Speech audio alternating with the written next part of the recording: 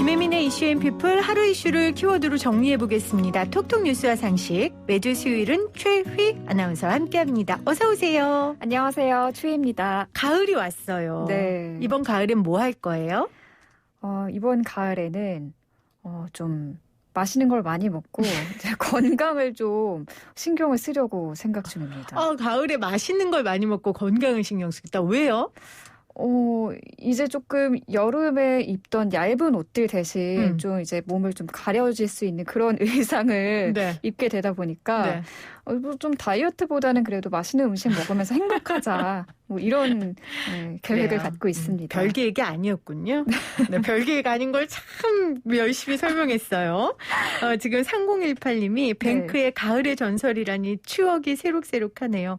미사리 카페에서 정시로님과 화장실에서 만나서 인사했었는데 라고 하셨는데 이 노래 알아요? 뱅크의 가을의 전설? 저 지금 처음 들었는데 너무 좋더라고요. 너무 좋죠. 네, 오늘 또 이렇게 가을비가 이렇게 조금씩 내리는 날에 너무 잘 어울리는 곡이네요. 저를 많이 울렸던 노래예요.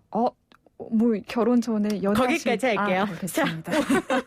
자, 오늘 주제 어떤 거예요? 네, 오늘은 백신 패스에 대해서 알아보겠습니다. 백신 패스. 아까 팁1에서도 제가 좀 짧게 전해드리기도 했는데 백신 패스 정확히 어떤 건가요? 접종자에게 발급되는 일종의 접종 증명서 같은 겁니다. 다중이용 시설을 이용할 때 접종자와 미접종자를 구분해서 백신 패스가 있는 사람만 출입을 허가하는 제도라고 할 수 있겠는데요. 단계적 일상 회복, 위드 코로나가 시행되면 이 사적 모임 제한이나 영업시간 제한이 완화되거나 사라지는 만큼 이 다중이용 시설에서 감염자가 많이 나올 수 있기 때문에 이를 억제하기 위한 조치이기도 합니다. 자, 그러면 백신 패스는 왜 필요한 걸까요? 최근 확진자가 연일 4자릿수에 머무르면서 미접종자를 중심으로 감염이 확산되는 양상을 보이고 있습니다. 이에 방역당국은 단계적 일상회복, 위드 코로나로 가기 위해서는 이 미접종자의 방역이 중요하다고 강조하고 있는데요. 이 백신 패스를 도입해서 여럿이 모인 장소에 미접종자의 입장을 제한해서 감염을 사전에 막겠다는 것입니다. 자, 그러면 백신 패스 제도가 도입된다면 구체적으로 어떤 게 달라질까요? 현재 방역당국은 백신 패스를 도입할지 여부부터 백신 패스 적용 대상, 또 활용 방안 등을 논의 중입니다. 이 손영래 중앙사고수습본부 사회전략반장은 백신 패스 검토 계획만 나왔을 뿐이고 구체적인 방법은 확정되지 않았다고 밝혔는데요. 다만 백신 패스의 목적이 미접종자로부터의 감염을 막기 위한 것이기 때문에 이 공연장이나 경기장 같이 많은 사람이 모이는 감염 위험 시설에는 백신 패스를 도입할 것으로 보입니다. 이렇게 되면 백신 패스를 받지 못한 미접종자들은 PCR 음성 확인서를 지참해서 코로나19에 감염되지 않았다는 것을 따로 증명해야지만 이 감염 위험 시설, 다중이용 시설 등에 출입할 수 있을 것으로 보입니다. 자, 만약에 백신 패스가 도입이 돼서 이렇게 미접종자의 시설 출입이나 이용을 제한한다면 여기에 대해 반대하는 사람도 있을 것 같아요. 왜냐하면 백신 접종을 선택적으로 안 하는 분들도 계시니까요. 네, 맞습니다. 확산세를 꺾는 데는 이 백신 패스가 필요하다는 의견이 대다수지만 방금 PD님이 말씀하신 것처럼 이 미접종자에 대한 차별로 이어질 수 있다면서 이 반대하는 목소리도 이어지고 있습니다.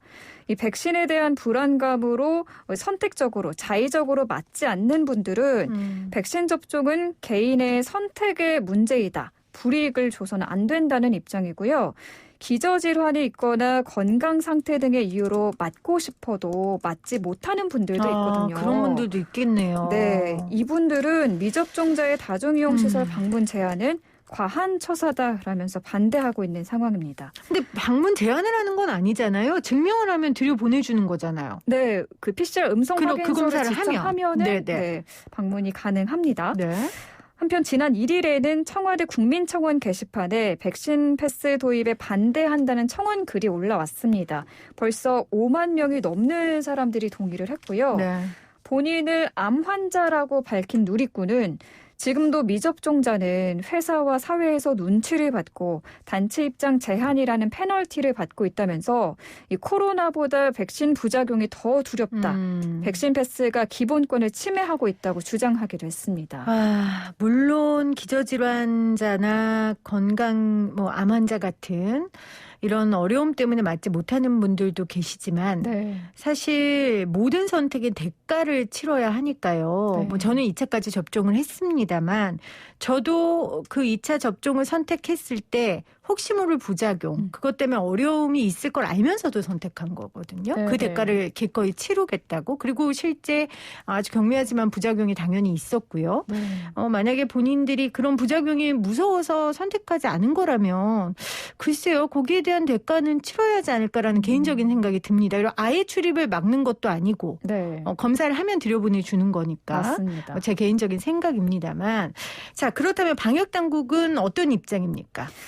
백신 패스가 불이익과 차별을 주기 위한 것은 아니라면서 이 미접종자가 불편을 느끼지 않도록 제도를 검토하겠다고 밝혔습니다. 또 불가피하게 접종이 어려운 사유에 대해서 백신 접종 연령이 안 돼서 맞지 못한다거나 하는 이런 불가피한 사유에 대해서는 백신 패스 예외를 검토할 것이라고 설명했습니다. 그렇죠. 그렇게 해야죠. 네. 아까 불가피하게 접종이 어려운 사유가 아까 말씀하셨던 기저질환자나 네. 그런 경우이겠죠. 네, 맞습니다. 해외 같은 경우는 어떻습니까? 네, 미국과 유럽 일부 국가에서는 백신 패스를 시행하고 있습니다. 미국 뉴욕에서는 다중이용 시설 방문을 할 때 반드시 백신 패스를 보여줘야 하고요. 독일에서는 백신 접종자나 감염 후 완치자에게 이 백신 패스를 발급하는데요. 요양원이나 영화관 등을 출입하려면 백신 패스가 있어야 한다고 합니다. 접종률이 좀 높아지고 코로나19 유행이 어느 정도 통제되면 백신 패스 적용 범위를 줄이거나 이 제도 자체를 해제한다고 합니다.